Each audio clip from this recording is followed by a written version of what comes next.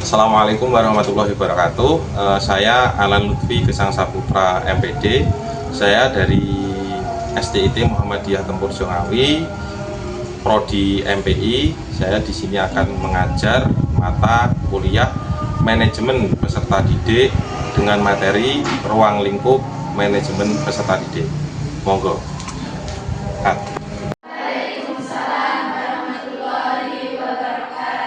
Selamat siang anak-anak semuanya. Sudah siap untuk mengikuti pembelajaran hari ini? Oke, sebelum pembelajaran dimulai, saya absen terlebih dahulu ya. Yang pertama, Halulun Askuri. Yang kedua, Distia. Jadi gini anak-anak, ini sebelum nanti materi ini saya ajarkan, silakan anak-anak untuk melihat video ini agar nanti bisa ada gambaran seperti apa materi yang ingin saya sampaikan. Silakan untuk menonton videonya.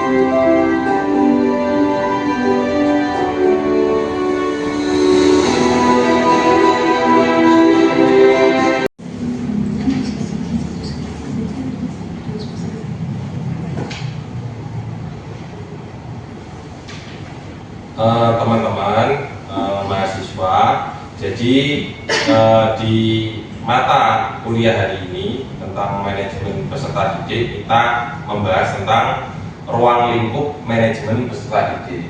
Jadi apa aja toh ruang lingkup manajemen peserta didik? Ini ada 8 yang nanti pada pertemuan kali ini akan kita bahas, mulai dari perencanaan sampai nanti lulus. Jadi peserta didik itu datang itu, masuk itu mau diapakan, sampai nanti lulus itu mau jadi apa. Nah, itu nanti akan dibahas di garis besarnya, akan kita bahas di ruang lingkup manajemen peserta didik. Itu ya. Cut dulu. Gini anak-anak, dalam subbab 1 itu ada yang namanya perencanaan peserta didik. Di situ ada 3 unsur. Yang pertama, tujuan perencanaan itu apa, komponen perencanaan itu apa, sampai proses perencanaan itu apa. Nah, tujuan perencanaan ini untuk memastikan bahwa sekolah dapat menyediakan layanan pendidikan yang optimal. Artinya gini, jadi ketika nanti ada murid yang daftar, itu nanti fasilitas mulai dari sarana sampai prasarana itu juga harus siap. Jadi dalam perencanaan itu seorang guru atau sebuah lembaga itu harus tahu dalam semester ini kita itu mau merekrut siswa atau menerima siswa itu berapa. Dengan cara apa? Melihat ruang kelas yang ada, melihat sarana prasarana yang ada. Jadi jangan sampai kelasnya 1 kok menerima kelas lebih dari 1 atau 2 atau 3. Itu nanti akan bergejolak. Karena apa? Siswa itu harus memiliki, ketika dalam satu sekolahan itu ya, harus memiliki perlakuan yang sama, adil. Kok sitok yang jero kelas, sitok yang parkiran, itu tidak adil. Itu tidak bisa seperti itu. Jadi perencanaan ini penting. Pentingnya gimana? Yaitu mau merekrut berapa, mau menerima siswa berapa, dengan alasan apa. Ini kira-kira dalam satu kelas itu, standarnya dalam satu kelas itu adalah 32 itu maksimal. Tapi apakah harus 32? Enggak juga, tergantung jumlah kursi dan mejanya berapa. Jadi dalam satu kelas hanya ada 20 misalkan. Nah di dalam 20 itu ya dalam satu kelas berarti dibatasi hanya 20 atau 25 misalkan, ya hanya 25. Kalau kamu menerima 32 dan nanti yang 7 mau kamu taruh meja atau kursi mana, kan kita nggak tahu. Nah pentingnya perencanaan itu seperti itu, sehingga ini penting ketika dalam proses manajemen peserta didik atau ruang lingkupnya. Ini penting untuk tujuan perencanaan didik itu, peserta didik itu, semua stakeholder yang ada di dalam sebuah lembaga itu harus tahu kenapa saya merekrut atau menerima siswa sekian, dengan alasan apa. Misalkan yang ada di SD misalkan harus ada antar jemputnya apa, misalkan mobil-mobil itu berapa jumlahnya. Nah itu penting, itu harus dibahas di dalam perencanaan ini, tidak asal ngomong. Jadi apakah murid yang banyak itu bagus? Ya belum tentu. Apakah yang murid sedikit itu jelek? Ya belum tentu juga. Jadi murid banyak bagus, banyak sedikit itu tergantung sebagaimana kondisi sekolah yang ada, kondisi lembaga. Jadi seperti itu di poin perencanaan. Yang kedua terkait penerimaan peserta didik. Nah, setelah tadi yang pertama itu direncanakan, yang kedua adalah poin di penerimaan. Nah, penerimaan ini harus dilakukan sesuai rencana yang dirapatkan oleh kepala sekolah, oleh guru atau stakeholder yang ada di sebuah lembaga. Mau menerima berapa, dengan kriteria seperti apa. Jadi apakah boleh sebuah lembaga itu menerima apa itu namanya siswa itu dengan kriteria khusus? Siap? Sudah Pak. Baik teman-teman semuanya, kalau tidak ada pertanyaan, saya akan melempar sebuah kasus yang sedang hangat saat ini. Salah satunya terjadi di Kabupaten Ngawi. Jadi di Kabupaten Ngawi itu ada 6 sekolah SD negeri yang hanya mendapatkan 1 siswa. Pernah membaca atau pernah sekilas membaca di FYP TikTok atau di status WA? Nah, kira-kira kenapa itu kok bisa terjadi?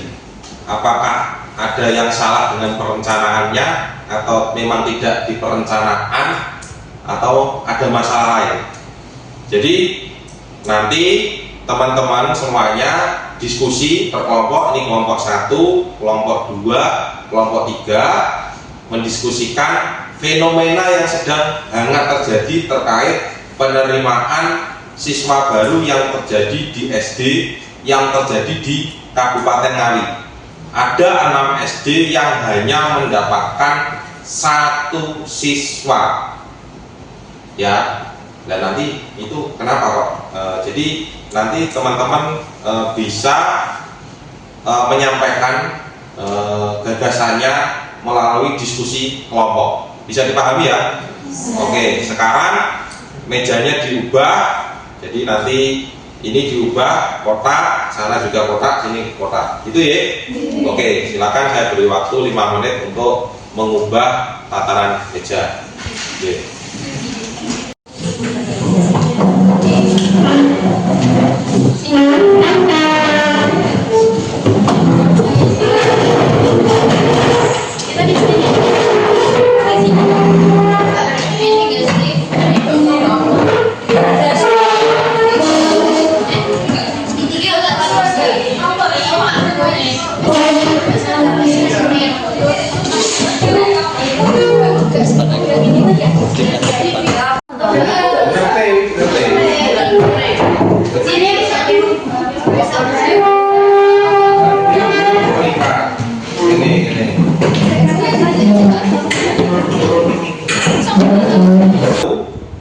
Ini adalah kelompok 2 dan ini adalah kelompok 3. Saya beri waktu untuk berdiskusi terkait permasalahan itu sebanyak 10 menit itu ya kira-kira ya. Cukup ya 10 menit. Nah, nanti untuk setiap kelompok untuk mempresentasikan hasil diskusi terhadap permasalahan yang terjadi di kabupaten kami itu. Itu ya. Oke, sekarang silakan untuk melakukan diskusi 10 menit.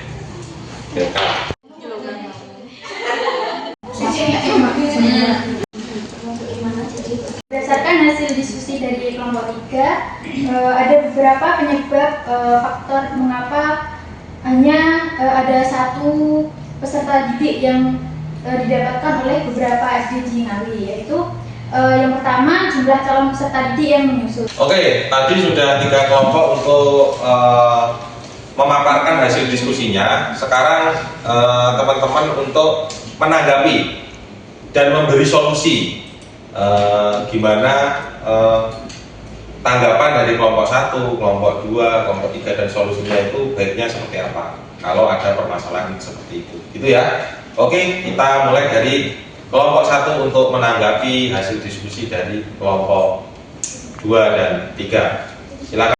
Baik teman-teman, izin menyampaikan strategi yang sudah kami diskusikan. Jadi terkait dengan strategi jangka panjang yang bisa kami tawarkan, itu yang pertama adalah menonjolkan eskul, dan yang kedua adalah menambah dan Baik teman-teman semuanya, jadi untuk perkuliahan hari ini sudah sangat luar biasa sekali. Jadi ada pengalaman-pengalaman belajar yang tentunya sudah dengan dapatkan ilmu-ilmu baru yang sudah didapatkan dari kasus-kasus yang sekarang itu memang betul ada nyatanya terutama di kabupaten kami. Tentunya di kabupaten lain mestinya ada, tapi kasus ini ada di kabupaten kita dan itu sangat memiriskan dan mengkhawatirkan sebuah SD yang hanya dapat 1 siswa saja. Itu kan sangat prihatinkan. Jadi seperti itu. Jadi nanti harapannya ketika nanti panjenengan semua jadi guru atau tenaga pendidik, nah tadi sudah disampaikan sama teman-temanmu, ini adalah kesimpulan. Jadi strategi apa yang pas dalam mendapatkan siswa baru. Yang pertama tadi saya sudah menyimpulkan, yaitu menonjolkan ekstrakurikuler. Jadi kelompok 1 gitu ya. Jadi harus menonjolkan 1 menjadi ciri khas. Betul ya, ciri khas dari sebuah sekolah itu. Mungkin dianggapnya kelompok 1 itu sekolah tersebut nggak ada ciri khas, sehingga orang tua tadi akan bingung. Jadi anakku nanti ketika tak masukkan sana itu mau jadi apa, outputnya nanti akan seperti apa, lulusannya nanti akan seperti apa. Nah itu penting sekali. Jadi benar sekali.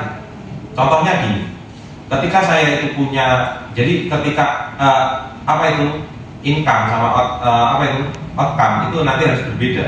Input sama output itu juga harus berbeda. Jadi gambaran analoginya seperti ini. Jenengan tahu kedelai? Tahu. Ketika kedelai itu mentah, ya udah mentah aja. Tapi ketika mau dijadikan sesuatu, kedelai itu bisa menjadi banyak sekali manfaatnya, menjadi banyak sekali fungsinya. Tempe itu dari apa? Kedelai. Tahu itu dari apa? Kedelai. Kecap itu dari apa? Kedelai. Susu ada nggak yang dari kedelai? Ada. Nah, gambarannya seperti itu. Artinya apa? Ketika nanti panjenengan itu mau mengelola sebuah lembaga, harus tahu. Jadi ini kedelai dalam memproses tempe, tahu, kecap, susu, prosesnya tadi beda. Meskipun bahannya sama ya, prosesnya tadi beda. Gaya tempe kalau gaya tahu itu beda. Senajan kuwi padha digoreng, ning caranya beda, prosesnya beda. Senajan apa ya? Dadine padha lho, endingnya gitu loh. Kecap itu juga prosesnya beda. Nah ini yang penting jenengan ketahui semuanya. Makanya betul apa yang dikatakan kelompok 1 tadi, harus menonjolkan ekstranya apa, harus punya brandingnya apa. Itu. Kemudian yang saya tangkap lagi dari kelompok 2 itu terkait apa tadi? Membuat flyer. Ya, jadi sosialisasi itu penting. Betul nggak sosialisasi penting? Jadi kan tahu nggak apa itu namanya contoh ya. Jadi brand besar yang sekarang ini terus menggema disosialisasikan itu adalah kendaraan yang kamu bawa setiap hari datang kuliah di sini. Orang tahu itu nggak, orang tua sekarang itu nggak tahu yang namanya Suzuki, Yamaha itu nggak tahu. Taunya apa? Honda. Karena apa? Dia itu terus untuk mau apa itu mensosialisasikan dengan cara media sosial itu. Kalau dulu TV, Shogun ya Honda, Jupiter ya Honda. Karena apa? Di mindset mereka itu udah terngiang-ngiang. Nek enek digas kuwi iso mlaku, enek roda kuwi jenenge Honda.